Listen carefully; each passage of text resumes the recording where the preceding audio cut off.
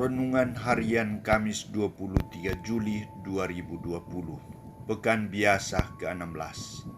Rahasia Kerajaan Surga dianugerahkan kepada orang yang percaya kepada Yesus. Bacaan pertama diambil dari kitab Nabi Yeremia, bab 2 ayat 1-3, dilanjutkan ayat 7-8, dan ayat 12-13.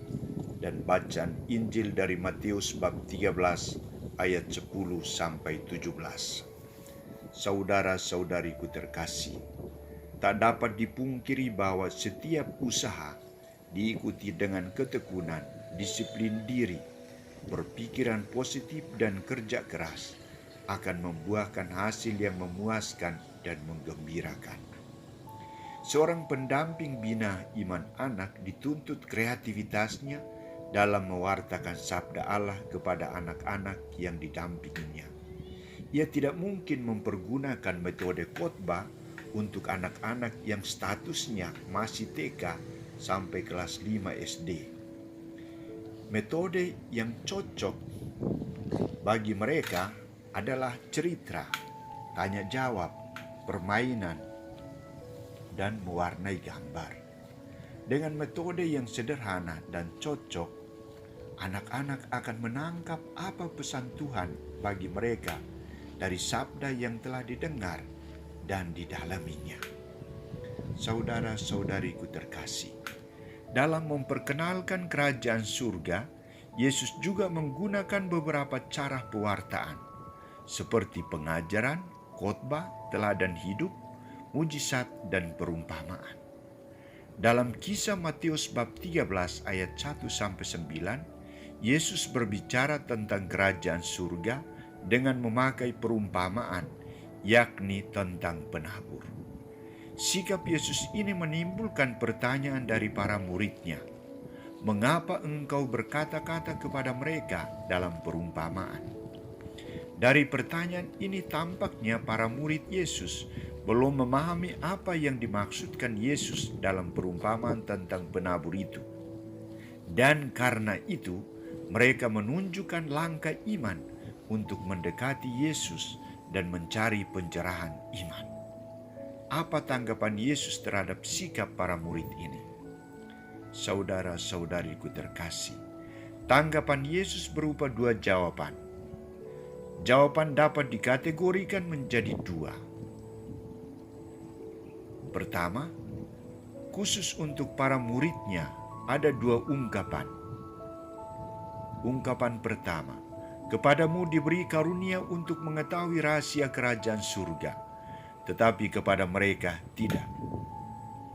Dan ungkapan yang kedua, berbahagialah matamu karena melihat dan telingamu karena mendengar, sebab aku berkata kepadamu, sesungguhnya banyak nabi dan orang benar ingin melihat apa yang kamu lihat, tetapi tidak melihatnya, dan ingin mendengar apa yang kamu dengar, tetapi tidak mendengarnya.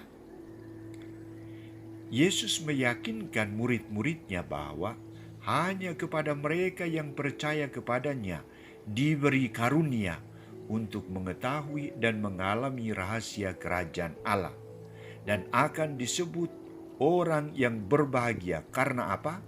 Karena melihat perbuatan besar yang dikerjakan Allah dan mendengar sabda Allah yang diwartakan melalui putranya Yesus Kristus.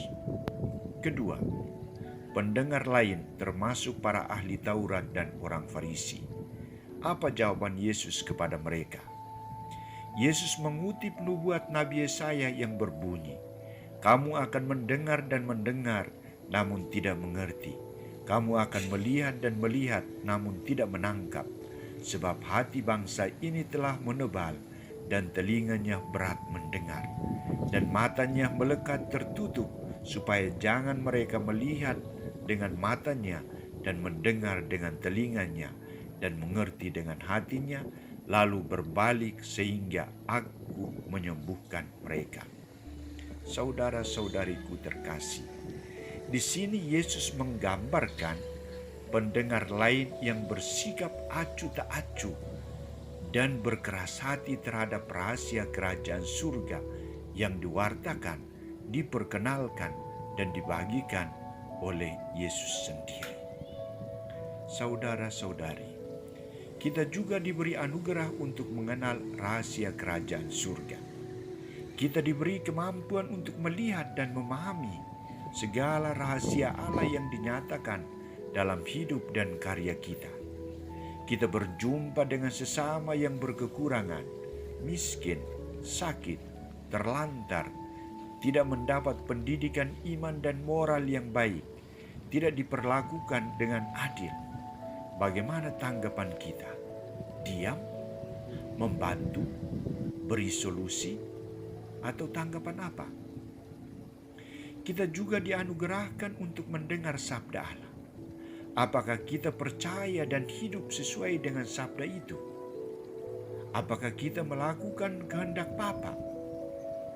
Apakah sabda Allah menjadi pelita bagi hidup dan karya kita? Ingat, Yesus juga berkata kepada kita semua, "Kepadamu diberikan karunia untuk mengetahui rahasia kerajaan surga. Dan berbahagialah matamu karena melihat dan telingamu karena mendengar." Amin.